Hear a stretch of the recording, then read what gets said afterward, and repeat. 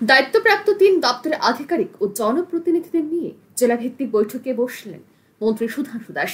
মৎস্য প্রাণী সম্পদ বিকাশ ও তপশিল জাতি কল্যাণ দপ্তরের মন্ত্রী হিসেবে দায়িত্ব গ্রহণ করার পর থেকে প্রতি বছর দুবার জেলাভিত্তিক পর্যালোচনা বৈঠকে মিলিত হয়ে থাকেন মন্ত্রী সুধাংশু দাস।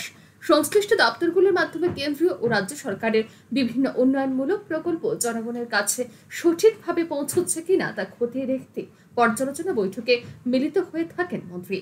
একই উদ্দেশ্যে মঙ্গলবার খোয়াই জেলা শাসকের কনফারেন্স হলে জেলাভিত্তিক পর্যালোচনা বৈঠকে মিলিত হন মৎস্য প্রাণী সম্পদ বিকাশ ও তপশিলি জাতি কল্যাণ দপ্তরের মন্ত্রী সুধাংশু দাস। এদিন বৈঠকের শুরুতে এক সাক্ষাৎকারে মন্ত্রী জানান, 2024 থেকে 25 অর্থবর্ষে মৎস্য এবং প্রাণী সম্পদ বিকাশ দপ্তরের অধীনে যে অর্থ বরাদ্দ করা হয়েছে এবং যে প্রকল্পগুলো হাতে নেওয়া হয়েছে সেগুলো কতটা বাস্তবায়িত হয়েছে সেই বিষয় নিয়ে আলোচনা হবে। সেই সাথে 2025 থেকে 26 অর্থবর্ষে রাজ্য সরকারের পক্ষ থেকে যে বাজেট বরাদ্দ করা হয়েছে এবং কেন্দ্র ও রাজ্য সরকারের উদ্যোগে মৎস্য চাষী ও প্রাণী পালকদের জন্য যে সকল প্রকল্প হাতে নেওয়া হয়েছে সেই প্রকল্পগুলো কতদূর এগিয়েছে, কোনো ত্রুটি রয়েছে কিনা তা খতিয়ে আলোচনা হবে।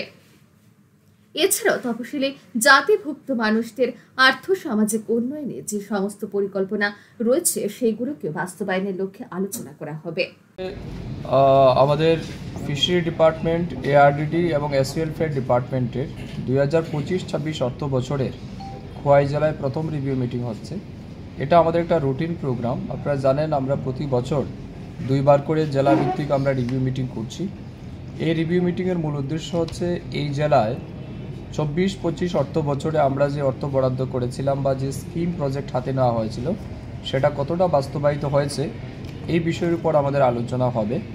এর সাথে সাথে 25 এবং 26 অর্থ বছরে আমাদের সরকারের পক্ষ থেকে যে বাজেট বরাদ্দ করা হয়েছে, আমরাও যে স্কিম হাতে নিয়েছি কিংবা সেন্ট্রাল গভর্নমেন্ট স্পন্সর যে সমস্ত স্কিম আছে, স্টেট গভর্নমেন্ট স্পন্সর যে সমস্ত স্কিমগুলি রয়েছে, বিশেষ করে এই জেলার যারা মৎস্য চাষী আছেন, প্রাণী পালক আছেন, তাদের স্বার্থে যেগুলি আমরা সিদ্ধান্ত নিয়েছি সেটা কিভাবে কাজ হচ্ছে, কতটা হয়েছে সেই বিষয়ের উপর আমরা আলোচনা করব।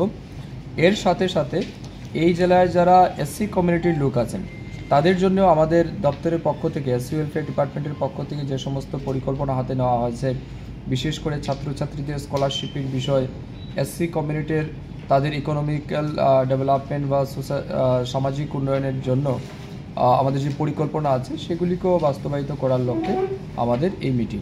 মূল বিষয় আমাদের আজকের এই মিটিংয়ের সিদ্ধান্ত হবে এই জেলাকে বিশেষ করে ফিশারি এবং এআরডি ডিপার্টমেন্টের মাধ্যমে কিভাবে সর্বোচ্চ সুবিধা পৌঁছে দেওয়া যায় এবং মাছ, মাংস, ডিম, দুধের উৎপাদন কিভাবে বৃদ্ধি করা যায়, এই জেলায় আমাদের যেটা চাহিদা আছে সেটাকে কত দ্রুত পূরণ করা যায় এই বিষয়ের উপর আমাদের একটা সিদ্ধান্ত হবে। এখানে উপস্থিত বিভিন্ন জনপ্রতিনিধিগণ আছেন, অফিসিয়ালরা আছেন, তাদের সবার পরামর্শ আমরা চাইব এবং একটা কংক্রিট বা একটা ফ্রুটফুল ডিসকাশন হবে এবং একটা সিদ্ধান্তে আমরা উপনীত হব যাতে এই ডিপার্টমেন্টের মাধ্যমে বেশি থেকে বেশি মানুষকে সুবিধা পৌঁছে দেওয়া যায়। এই দিনে এই পর্যালোচনা বৈঠকে উপস্থিত ছিলেন খোয়াই জেলা শাসক রজত পান্ত, খোয়াই জেলা সভাধিপতি অপর্ণা সিংহ রায় সহ 3 দপ্তরের আধিকারিক ও খোয়াই জেলার জনপ্রতিনিধিরা। ব্যুরো রিপোর্ট, আর নিউজ।